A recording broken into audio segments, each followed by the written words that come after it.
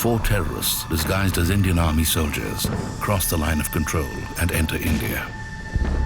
Their target, a military installation in the town of Uri. They attack at dawn, claiming the lives of 19 Indian soldiers.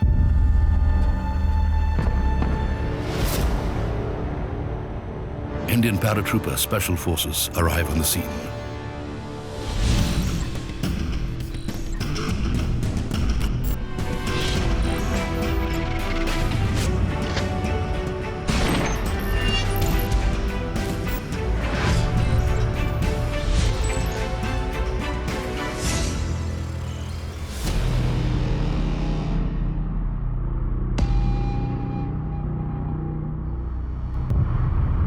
By the time the special forces arrive, the suicide attack is over. This setting was with the well-being lost orders in recent attacks. सेना पर आतंकवादियों ने अब तक का सबसे बड़ा हमला किया है. 4 militants snuck up to the army base. By the time we had moved in, the off was already over. Those 4 Fidais had already been eliminated by the units which were already there. And as soon as the day progressed, by the time we were lifting our body bags and our coffins and transporting them into the hectors and looking at the number of casualties that we had suffered, there was a lot of anger, in my men especially. The loss of Indian lives shocks the nation. Even loss of life of one soldier is extremely painful. And we had lost so many that day. We have to avenge this incident. We cannot let the sacrifice of our brave soldiers go in vain. It would require a substantial amount of damage to the enemy for the kind of a damage that they had done on us. By the time, of course, everybody had made their assessment, all the agencies, where these people came from, who were the attackers. For decades, India has been the target of terrorist attacks from across the western border. The Uri attack is traced back to the Jaish-e-Mohammed, a terrorist organization based in Pakistan. They are one of many terror networks that operate out of Pakistan-occupied Kashmir, or POK. The Pakistan military actively supports them. We always know what is happening in the Lashkar and the Jaish cadres. We know the number of recruiting which are taking place.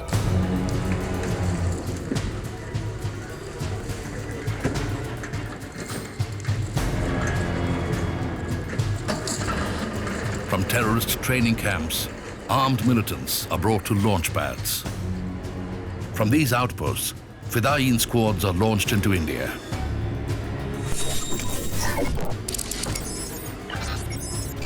These launch pads are close to the line of control, or LOC, separating India from POK.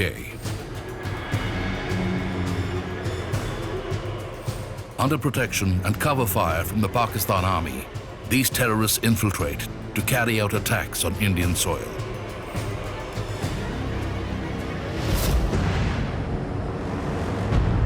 On the political side, there were, high-level meetings.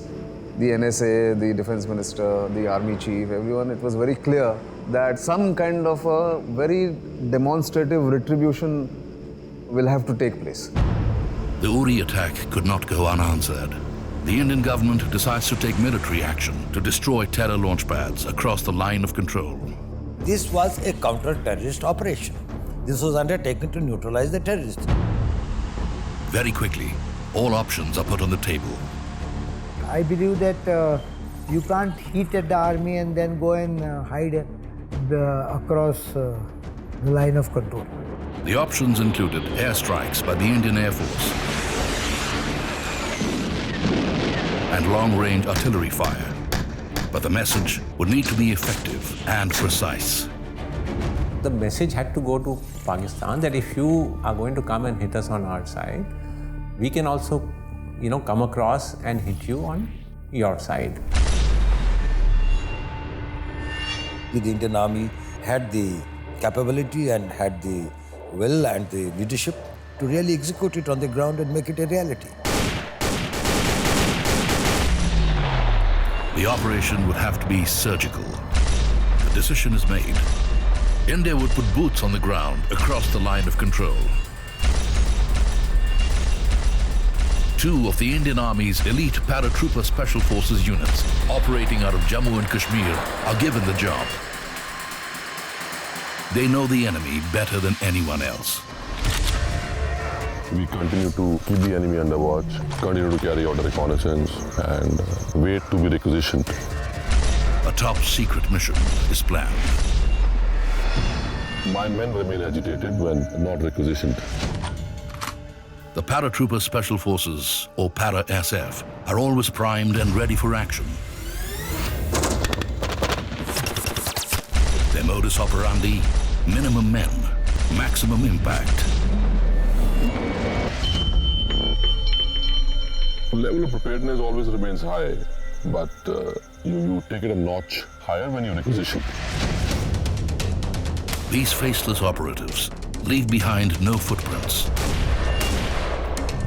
Equipped with state-of-the-art weapons, the para-SF are a lethal force. They are the best of the best. We largely knew, me and my team commander, the kind of a message that which had to be sent. This is the true story of India's surgical strikes. It follows Strike Team 1, led by Major X, and Strike Team 2, led by Major Z, on their deadly mission. The identities of the men leading the mission remain undisclosed. When Uri incident took place, we were actually fully ready and prepared to launch surgical strikes in POK at a very short notice. I had just reached from an expedition. I was told to report to the training area. Game plan started building up in my head. We had already started the brainstorming part for the various options that we had. And thereafter, I would go and present these plans to Delhi. It's a high-stakes mission with zero margin for error. On the other hand, in political circles, the Prime Minister, having given an informal directive, was then presented a plan on 23rd of September.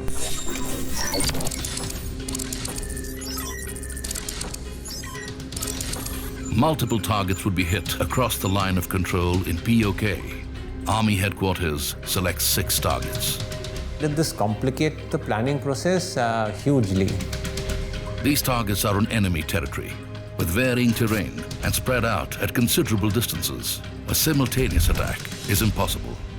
Multiple teams would conduct the operation. Strike Teams 1 and 2 are assigned 2 targets in North Kashmir. But before they can strike, they must watch and plan. Major Z and Major X action their highly specialized recon teams. Their job, to observe the enemy at close quarters and gather detailed intel. Major Z and his team leave home base. The recon mission has 3 key objectives. 1, to scope the best route to cross the line of control. 2, a 24-hour surveillance of the target. And 3, to put together a fail-safe exit plan.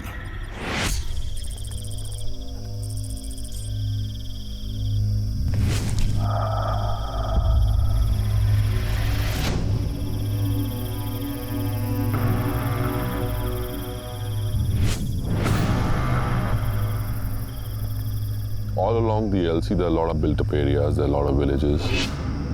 There are enemy informants everywhere.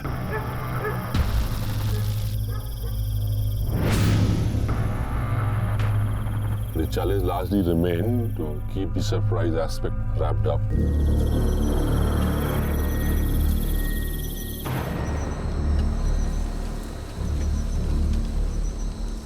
Terrorist infiltration routes crisscross these pine forests.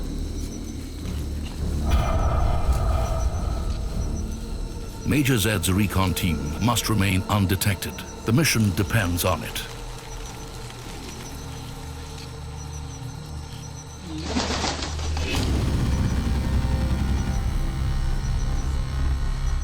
You have to keep track of the noises you generate. Just stay as small as possible. If you walk cautiously. It takes years of training to master stealth, but things can still go wrong.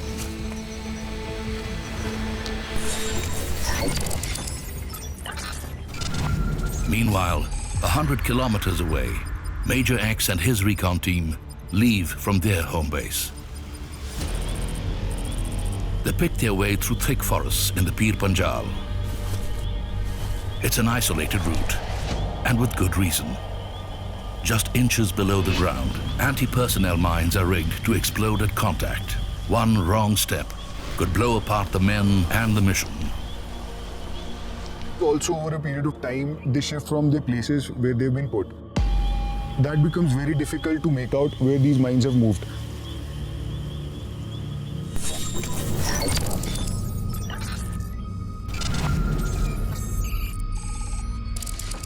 Training and caution pay off. Major X and Recon Team 1 cross the line of control in the Lipa Valley in POK. Natural features demarcate the LOC in several places. It is not all fenced off. Crossing over is challenging, but not impossible.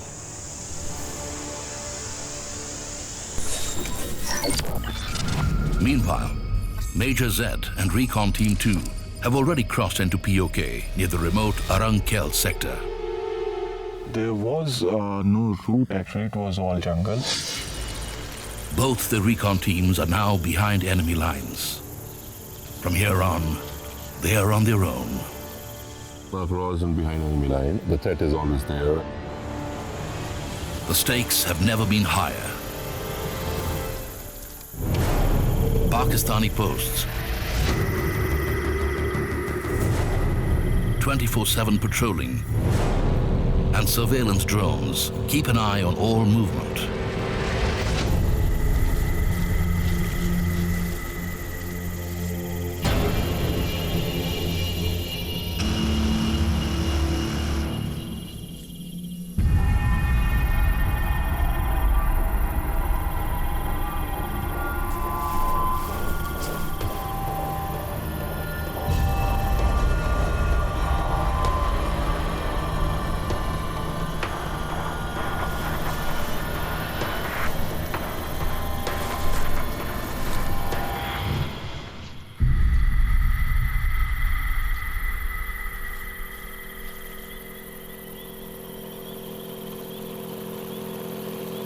Somewhere towards the early morning, we could hear some noise in the sky.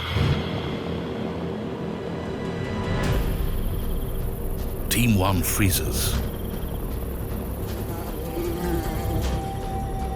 It's a Pakistani drone.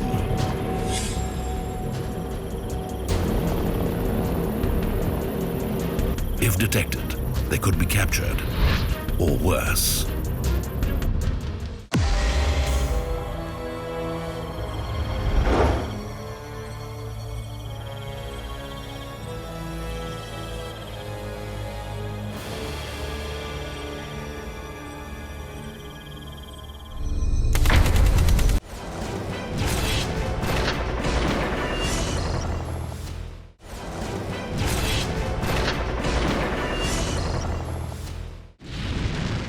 A deadly terrorist attack on an Indian military installation shocks the nation. India decides to destroy terrorist launch pads. Indian paratrooper special forces are sent on a mission across the line of control into Pakistan-occupied Kashmir. Before they strike, the teams must observe the enemy undetected. Somewhere towards the early morning, we could hear some noise in the sky. Recon Team 1 freeze. It's a Pakistani drone. Equipped with high-tech motion sensors, even the slightest movement can be picked up. This aerial surveillance is going to slow them down. If detected, the mission would be compromised. And that's not a risk they can take.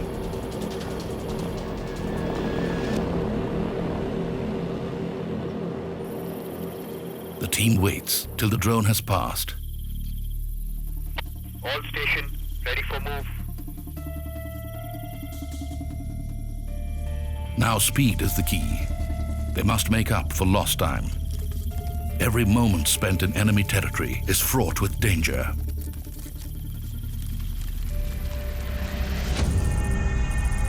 The first objective of the recon is now complete. The teams have found the best route to the Terror launch pads across the line of control. The trek generally takes 5 to 6 hours, but that day seems the surprise was the most important thing. So it took us around 10 hours.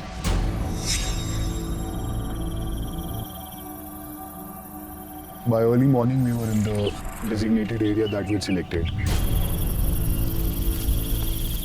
Finally, both recon teams have eyes on their targets. The teams take position. Some of the men get as close as 250 meters from their target. Camouflage makes them invisible to the enemy.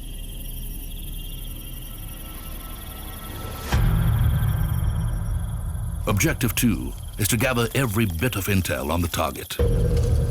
The teams know that there is a lot riding on them. Every detail is critical to a foolproof plan.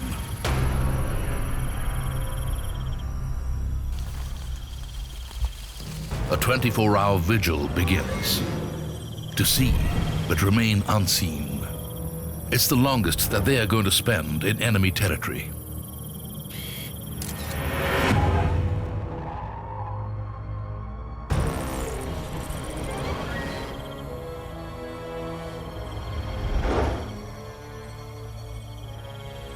Videos are recorded, details logged, and the target layout mapped. Which side they cook their food, which side do they store their all the fuel and water.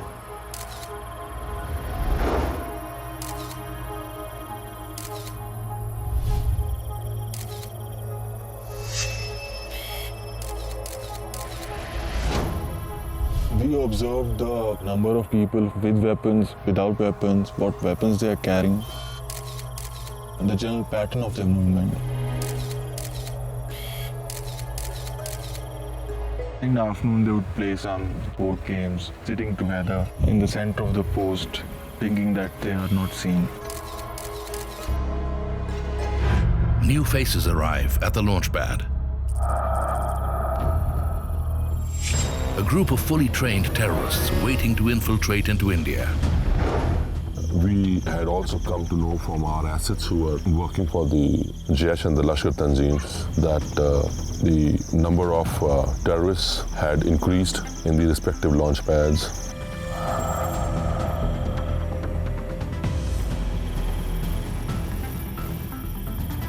But that's exactly what Major Z wants. The plan is to neutralize as many terrorists as possible with one surprise strike.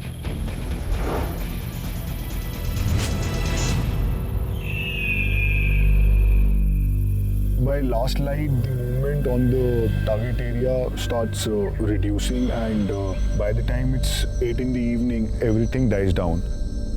At Major X's target, things have quietened down for the night. Then, suddenly, why was the enemy firing? Had Recon Team 1 been spotted? Major X stays calm. His men study the pattern of enemy fire. Soon, it's clear. This is only speculative firing. It's common practice to fire in the general direction from where the attack is most likely. It is only a deterrent.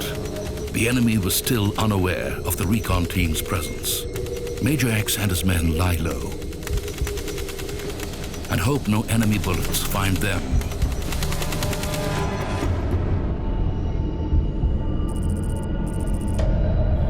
At dawn, the firing stops. It's time to get out of enemy territory. The teams have all the intel they need.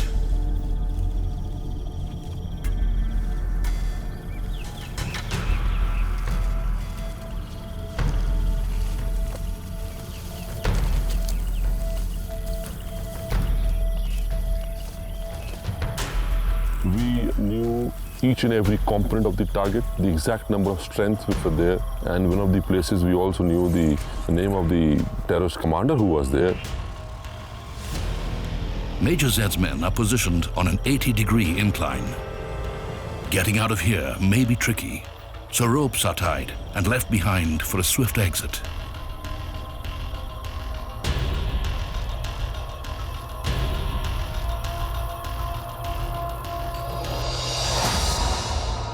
Now for Objective 3 of the recon, the exit plan.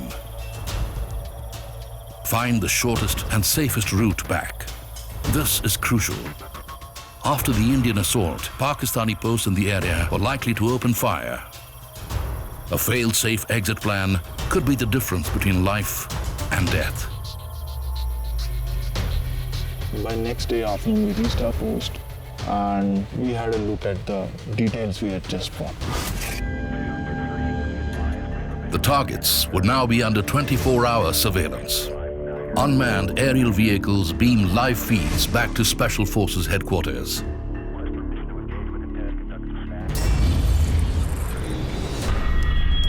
It was time to plan the assault. Major X and Major Z picked the best men for the job. So based on the desired effect to be delivered onto the target, each operator chosen was a specialist in his own skill. All the men who had gone had been serving in Delhi for like 15 to 16 years now.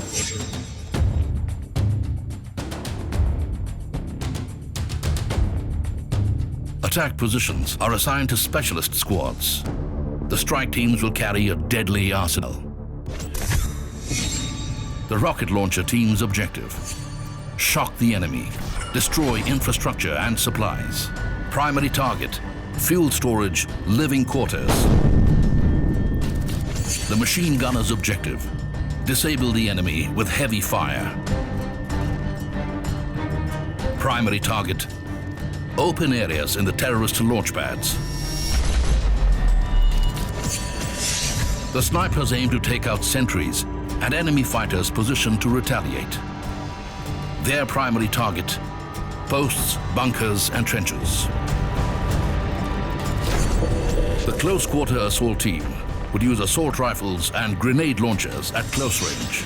Objective: shoot to kill.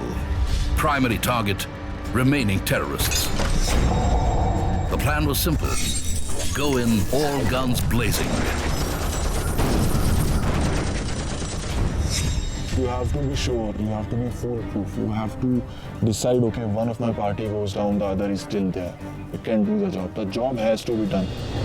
Desired result: total destruction of the targets. The assault window was 15 to 20 minutes. Minimum force or maximum effect.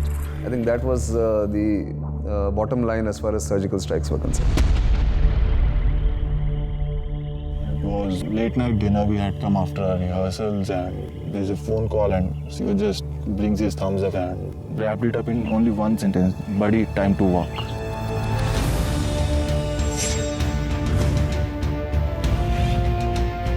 And I told them that as chief, the responsibility of any failure will be mine, and the entire credit for success will go to them. It was up to these outstanding officers and men to just go ahead and execute it.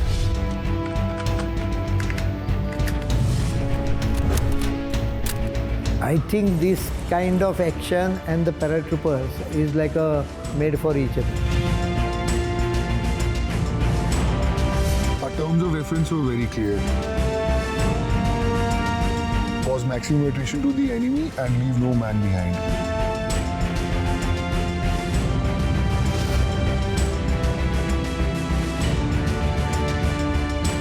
So a team which goes by becoming almost ready to sacrifice itself needs some guarantee of the nation standing there, not disowning them. The assault teams are ready. It's time to take the operation to its final stage. Well, I wish them all well. I feel that well. I was very sure that they will succeed. But at the same time, in these matters, the chance and the luck plays a role. Strike Team 1 sets out. There's no turning back now.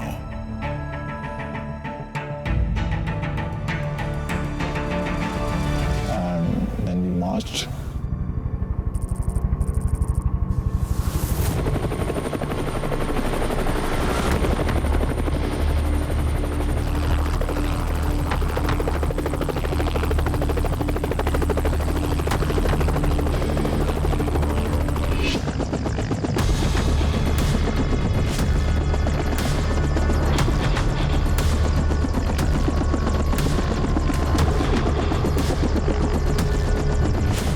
Major X's team is airlifted from home base.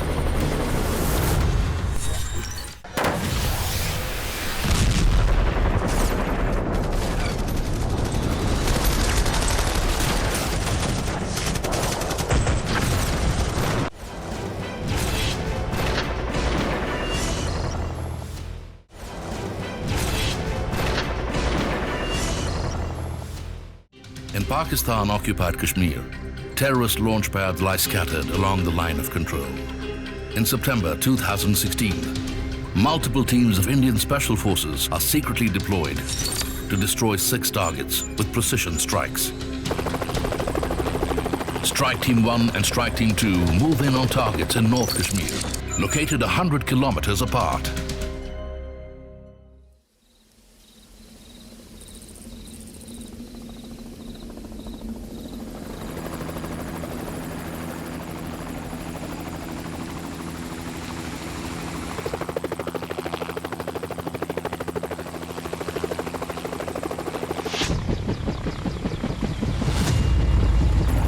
Strike Team 1 is dropped off in an unmarked landing zone.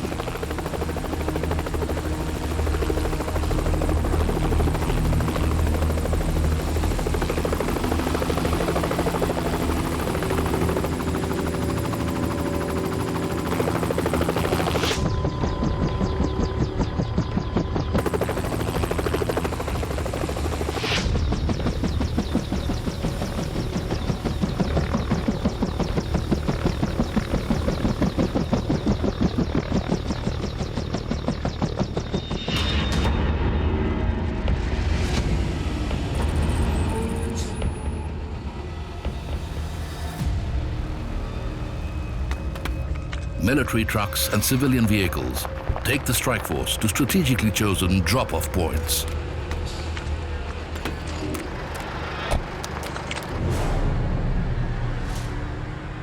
No one must get the slightest hint of what's happening.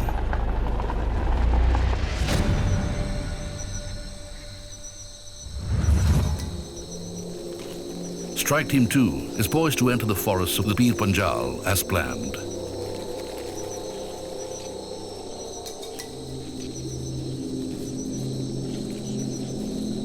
We were just waiting for the right time and then the correct phase of the moon for the insertion.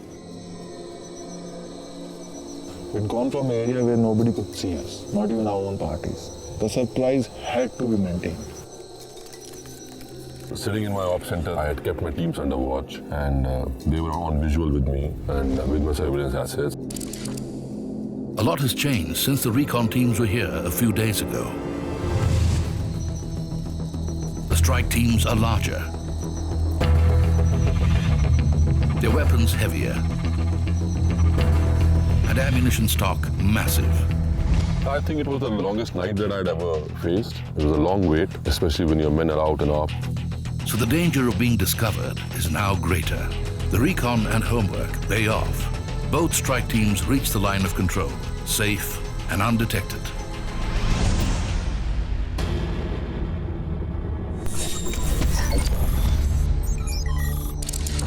Major X's team is now in enemy territory.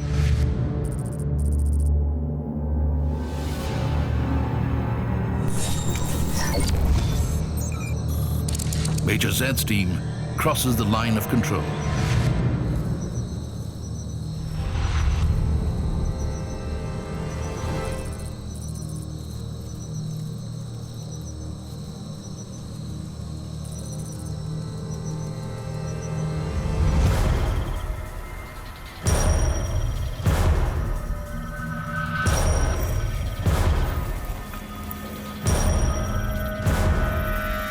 From here on, every bit of Special Forces training will be put to the test. The outcome of the mission will depend on the team's skill, experience, and courage.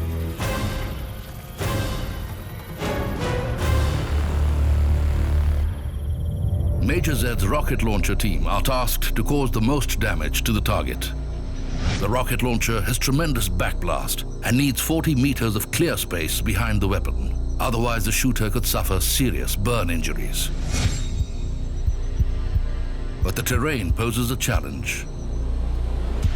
This gradient was about 80 degrees. But Major Z has a solution. The rocket launcher team wear harnesses.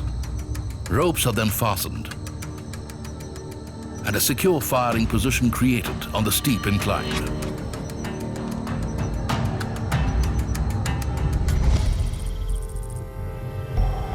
Strike teams 1 and 2 take assault positions. Both teams would attack at first light. It's a waiting game. Meanwhile, over 300 kilometers to the south in the Jammu region, another Special Forces strike team blow up a terrorist launch pad. The surgical strikes have begun. Strike team 1, come in. Strike team 1. During the operation, we were intimated that one of these strikes had already gone through. Within minutes, Strike Team 1's target begins preemptive firing all around their launch pad.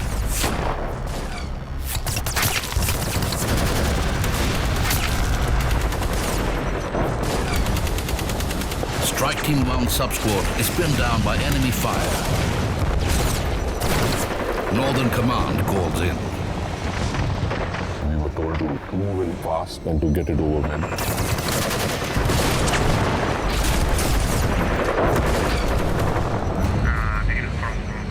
But the final decision is left to the team leader on ground. Heavy fire is raining down on Major X's sub-squad.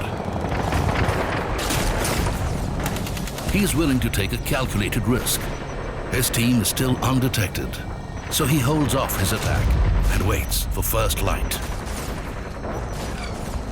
We stuck to the time that we had selected, and we needed to wait another few hours. So we had to ask that party to move back. Alpha team, fall back, over and out.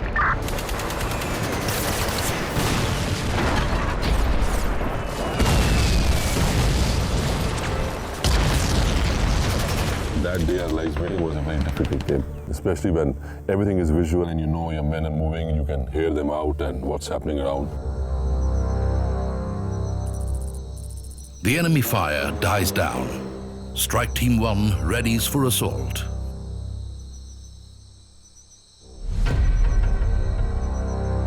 Inside, yes, you were tense. First, of course, was you had your soldiers across. Those people were really in harm's way.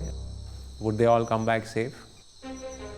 Second was also we knew that next morning, India would wake up, switch on the televisions and see the army has gone across and done a cross-border operation. The strike teams are in position.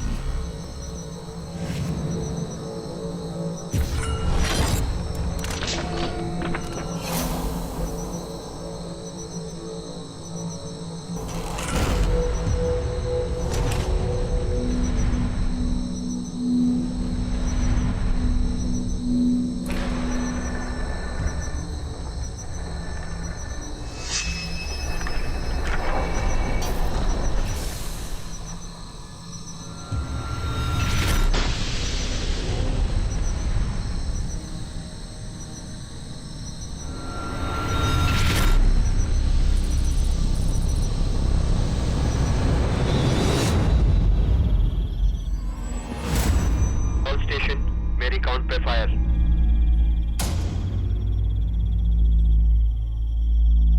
3, 2, 1. Now it was our time. Fire!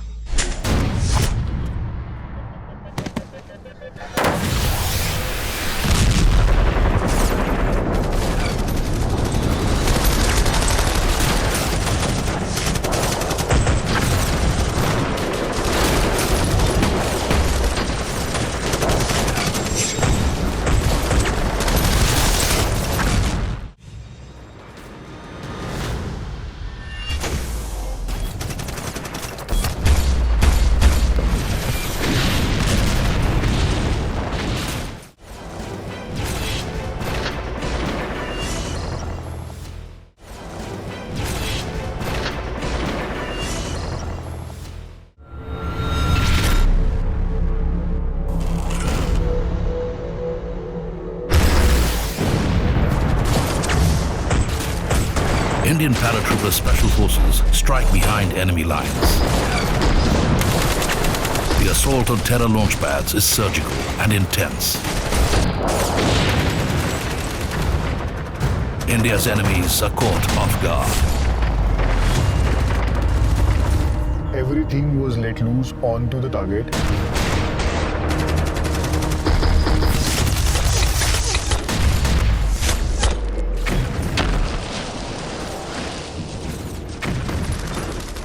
They were not aware what is happening. We scattered them. That gave an advantage to the other team to close in.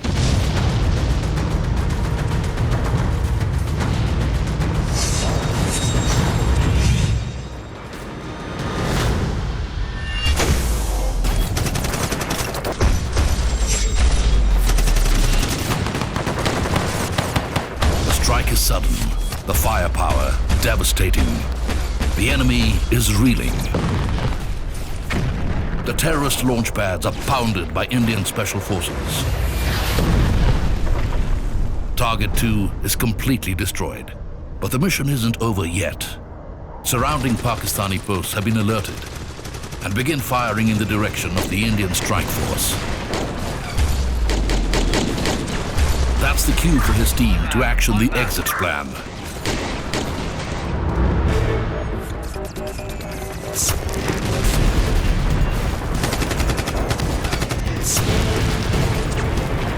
They opened up with everything they had and everywhere they could. They need to get out and get out quick. In the shortening intervals between bursts of gunfire, Strike Team 2 timed their exit perfectly.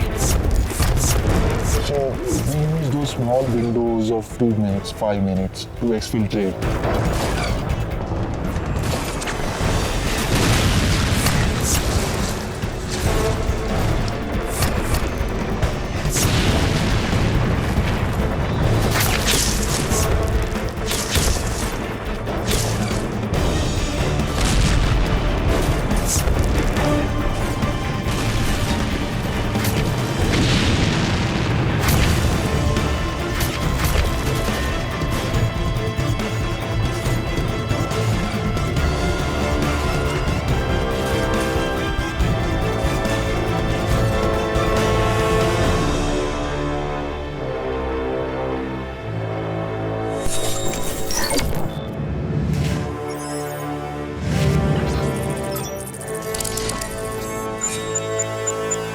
Meanwhile, Strike Team 1 continued to unleash destruction on the target. The assault window is closing, and it's time to move out. But heavy Pakistani fire is now raining down on them. There was bullets whizzing past us. There was mortar rounds which were being fired and which were landing right or left of us. They were not moving out. They were so embroiled into the hop. And I had to give them a final decision that we need to move out now. Number 2 squad, move.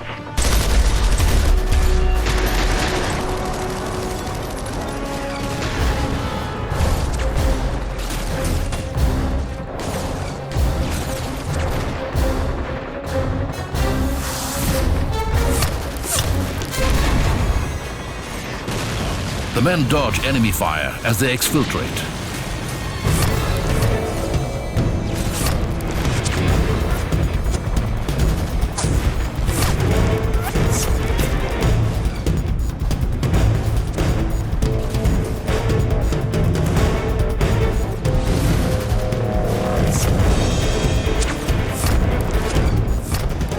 Main thing that now mattered was the speed, because we needed to get out of the effective range of these weapons.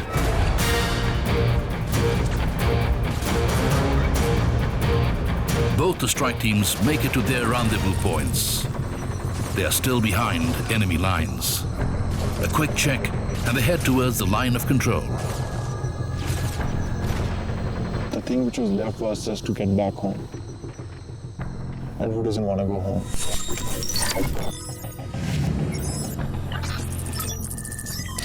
Strike Team 2 are back on home soil.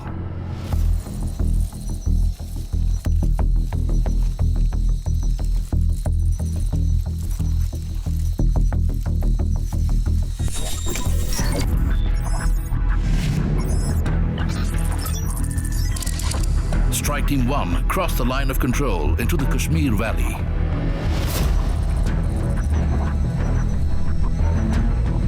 I given my sum up to the high headquarters that the men had crossed back to the LC after the op.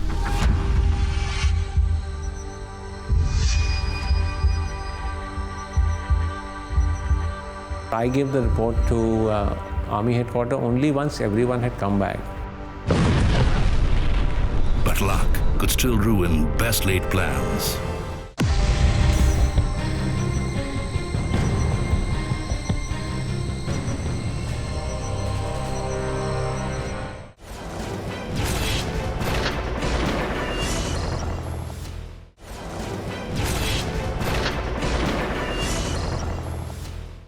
In the surgical strikes across the LOC,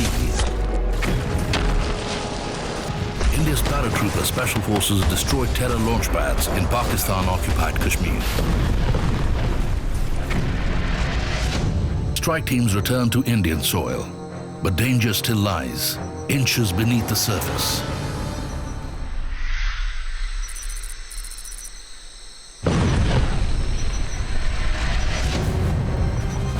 Once we started moving again, I heard a loud noise.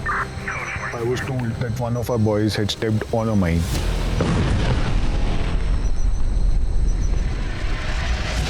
A special forces operative has stepped on an anti-personnel mine. It blows off a part of his foot. The team medic can only provide combat first aid, but to save his foot, he needs to be evacuated, and fast. All station, report, over. Major X radios in.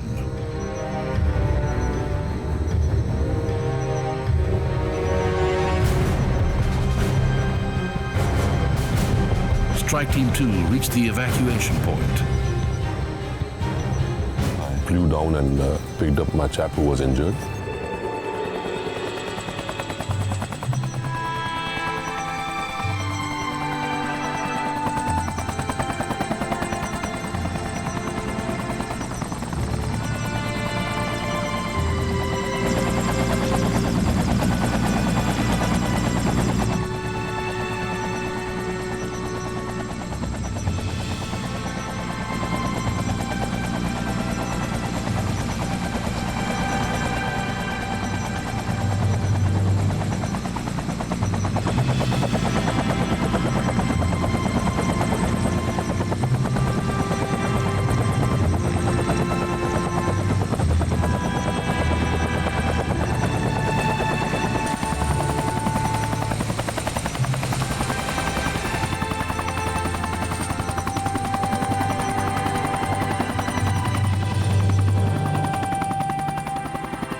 I took my team commander and we were called back to the headquarters to give the final debrief from the op.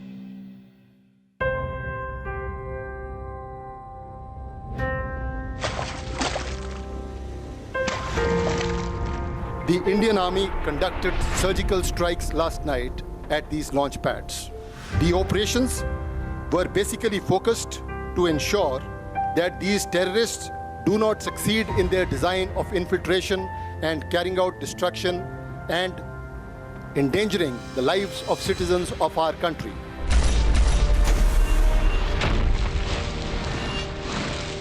Well, I think the people were very upbeat. They always expect their security agencies and the political leadership, more importantly, to rise to the challenges and take the bull by the horn.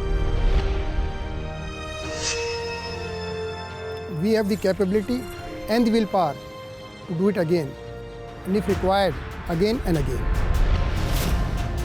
The idea was more moral than physical.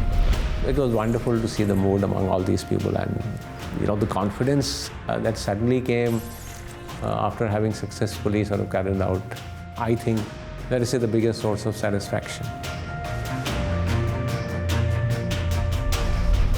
India always would love to have peace. We don't want to have continuous this kind of tense situation because economy of both countries could prosper.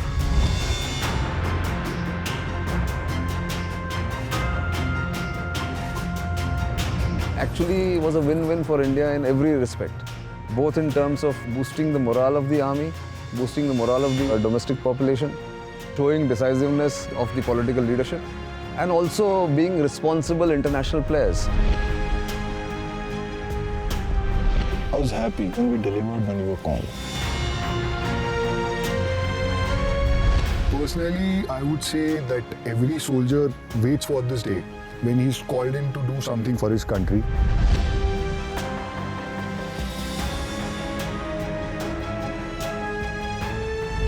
But mostly for us and my men, it was just one more job done.